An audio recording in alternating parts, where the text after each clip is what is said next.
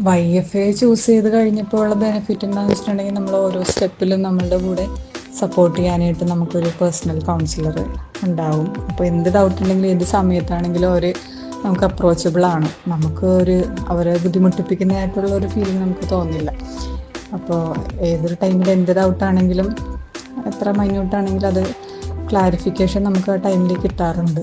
പിന്നെ സ്റ്റാഫ് എല്ലാവരും ആണെങ്കിലും ഏത് ലെവലിലെ സ്റ്റാഫാണെങ്കിലും നമ്മളായിട്ട് ഒരു കോണ്ടാക്റ്റ് ഉണ്ടാകും ടൈം ടു ടൈം. ഇപ്പം നമ്മൾ എത്തുന്ന ലെവലനുസരിച്ച് നമുക്ക് അവരുടെ സ്റ്റാഫ് നമ്മളെ കോണ്ടാക്ട് ചെയ്ത് എന്തൊക്കെ ചെയ്യണം, എന്തൊക്കെ ഡോക്യുമെൻറ്റ്സ് സബ്മിറ്റ് ചെയ്യണം, അതൊക്കെ നമുക്ക് ക്ലിയറായിട്ട് പറഞ്ഞു തന്ന് നമ്മൾ ഗൈഡ് ചെയ്യാൻ ഒരു കേപ്പബിളായിട്ടുള്ള ആളുകളാണെന്ന് തന്നെ എനിക്ക് ഫീൽ ചെയ്തിട്ടുണ്ട്.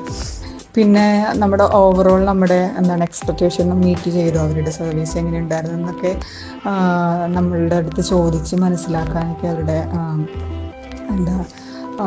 ഒരു അതും ആണെങ്കിലും നമ്മുടെ അത് ഓക്കെ അല്ലേ, അവർക്ക് തരുന്ന സർവീസൊക്കെ ഫൈൻ അല്ലേ എന്നറിയാനായിട്ട് അവരിങ്ങനെ ഇടയ്ക്കിടയ്ക്ക് നമ്മൾ വിളിച്ച് ഇങ്ങനെ ഒരു സർവേ പോലെ നമ്മളോട് ചോദിക്കും, എങ്ങനെയുണ്ട് എക്സ്പീരിയൻസ്, ഇനിയും ബെറ്റർ ആക്കാൻ പറ്റുമോ, ഇനി എന്തൊക്കെ ചെയ്യാം, എന്തൊക്കെ സജഷൻസാണ്, അതൊക്കെ ചോദിച്ച് ഓൾ ടുഗെദർ നല്ലൊരു എക്സ്പീരിയൻസ് തന്നെയായിരുന്നു. YFAയിൽ ഈ ഒരു അപ്ലോഡ് സ്റ്റഡീസ് നമുക്ക് അത്ര ഒരു ഡിഫിക്കൽട്ട് ജേർണി ആയിട്ട് തോന്നിയില്ല. നമുക്ക് ഒരു കംപ്ലീറ്റ് ഒരു ഈസായിട്ട് തന്നെയാണ് ഫീൽ ചെയ്തത്.